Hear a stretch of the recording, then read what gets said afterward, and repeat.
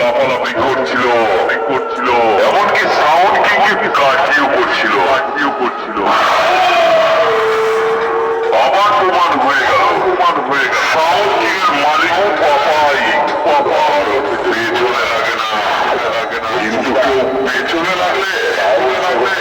লঙ্কার গুঁড়োর সঙ্গে একটু নুন ছিটিয়ে দেয়। ভগবান জেলা সামলা